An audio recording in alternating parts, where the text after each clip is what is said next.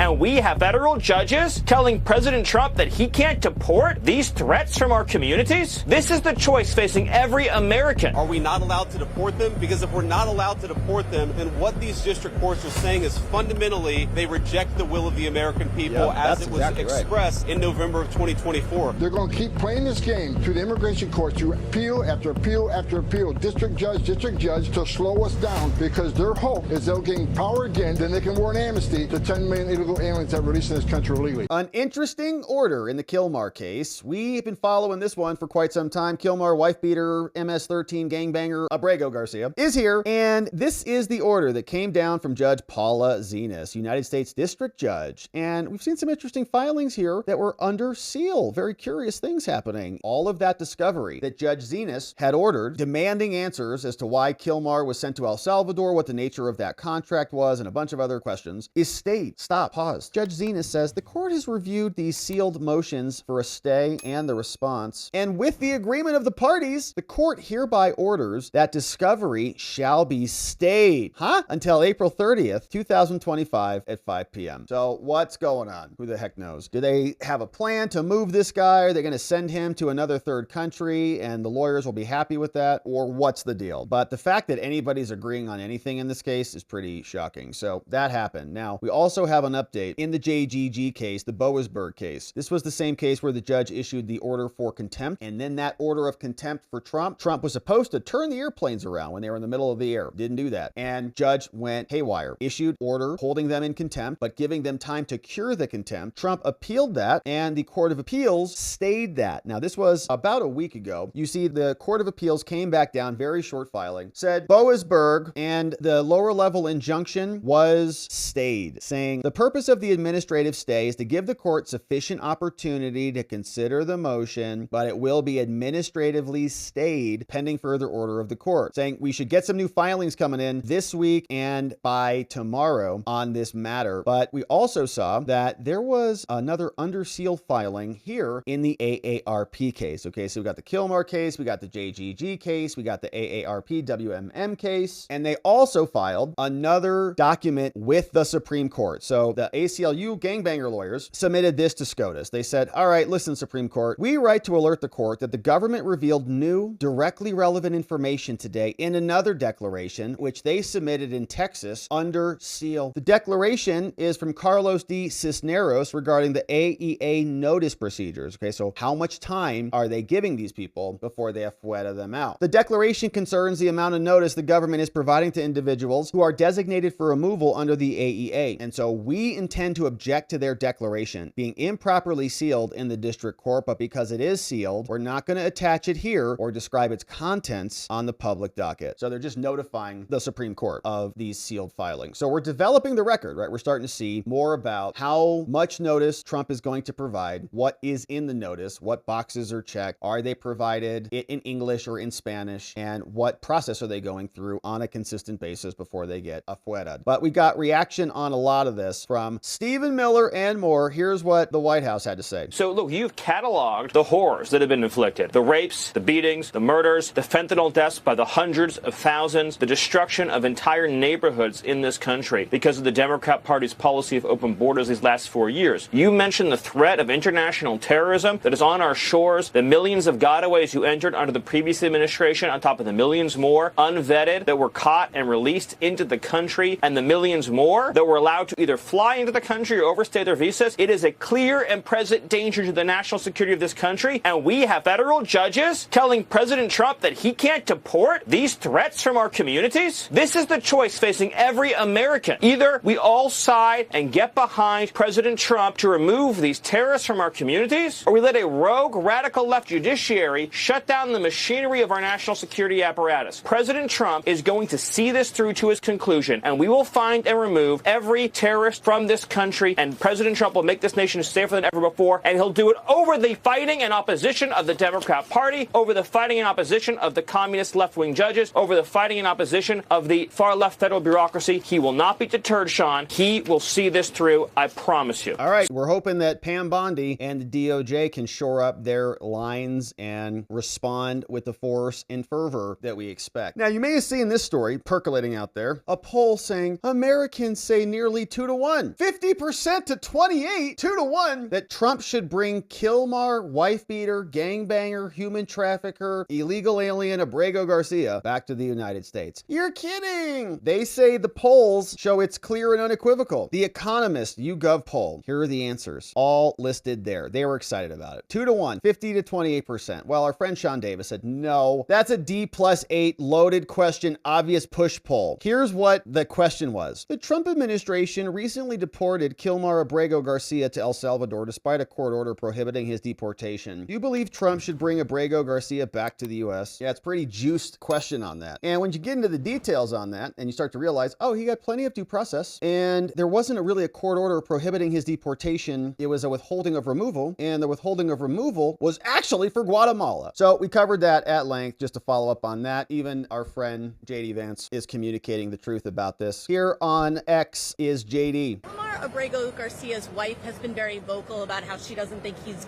getting due process, and she now also fears for her safety. Do you have a message to her specifically? Well, I don't have a message to his wife. I mean, look, I just disagree with the idea that he hasn't been offered due process. He had a couple of immigration hearings. He had a valid deportation order. I think this idea that somehow that we couldn't deport an MS-13 gang member, and he was an MS-13 gang member, is preposterous. And I think there's actually a deeper issue going on, which is that you see some radical judges at the district court level who are trying to layer so much quote-unquote process on top of the immigration system that it makes it impossible to function. We have over 20 million illegal aliens in the United States of America. Are we not allowed to deport them? Because if we're not allowed to deport them, then what these district courts are saying is fundamentally they reject the will of the American people as it was expressed in November of 2024. We just reject that. I believe the American people elected President Trump to do many jobs, but perhaps the most important job was to bring down the number of illegal immigration in this country. That's what he's trying to do. We're going to keep on doing it. JD explaining it very simply. They say, but, and then come up with a bunch of justifications as to why Kilmar should be back in spite of all of the facts that he just laid down. Now, Jim Jordan, who's on the Judiciary Committee, who could be doing something about this, and this morning on the members only stream, we were commenting and having a discussion, in my mind at least, about what the Congress would look like if the Democrats were in charge. The amount of energy, hearings, subpoenas, letters, demands, bills, even if they wouldn't get him passed, new bill, we're introducing this. The amount of energy, okay, coming out of a Democrat-led House in comparison to what we see right now, did you even imagine? It would be like night and day. Right now, I don't know what the Republicans are doing. They could be working, codifying this. They could be hitting all the media. We support Trump. We're going to pass this. President wants this done. We'll get it done. Move, move, move. But instead, we're getting mostly nothing. They've asked to use other authority to deport migrants who are here illegally. We'll see how that plays out. We'll see how this case is argued in front of the court. I think it'll be a pretty quick decision that we get to. But the bottom line is that President ran on this issue. He told the American people what he was going to do. I think the Alien Enemies Act is entirely appropriate. It talks about predatory incursion. So many of these individuals are doing exactly that. So I think we just got to let this play out in court. But this administration is committed to doing what they told the American people they were going to do, what they were elected to do, and they've been carrying that out. We'll continue to see how this plays out in our courts. All right. So we'll just let it play out in the courts. We'll just sit aside, not do much of anything. And this administration is going to work hard for you. But what about you, Jim? I don't know if there's more to that interview. He's like, well, here's what Congress is going to do. Maybe there's more to it, but kind of want to know what Congress is going to do and what the chairman of the Judiciary Committee is going to do. Hopefully there is more coming. But Tom Homan was out. He is a part of the administration. Libs a TikTok clip this one for us. Subject to the statute, needed to be given the opportunity to challenge their removal. To me, I interpret that as a sense of due process. How do you interpret that? I think due process was given. Like the Maryland father, the MS-13 terrorist that was removed, he had due process. He was ordered removed by two different immigration judges. But here's what they're doing, Bill. Here's the plan. The Biden administration overwhelmed the system. 10.5 million people came to the border. They know it's going to take years to get through the court docket. By then, they're hoping there's another Democratic administration in. They'll have U.S. citizen children. Then all of a sudden, nobody wants them removed. We're spoiling their plans to have future Democratic voters and through a census have control of the House. Through a census vote, Democratic sanctuary cities get more seats in the House. This is their plan. That's why they overwhelmed the system. That's why they detained them. When they detain them, they get a hearing in 35 days. They released them. Now it's going to take 5 to 7 years. They're going to keep playing this game through the immigration courts, through appeal after appeal after appeal, district judge to slow us down, because their hope is they'll gain power again, then they can warrant amnesty to 10 million illegal aliens that are released in this country illegally. That is their plan, and we're trying to remove these public safety threats and national security threats as quick as possible. They're putting every roadblock imaginable in front of us to prevent us from doing that. They are. We're watching it here. We appreciate Tom Homan and the energy to keep this on track, because our own own citizens are suing on behalf of other citizens from Latin American countries or whatever those people, wherever they were from, to undermine our own country, our immigration rules, our election rules, our trade rules. The list goes on and on. So shout out to Tom Homan and the administration for keeping the pressure on this. We'll be here to cover it.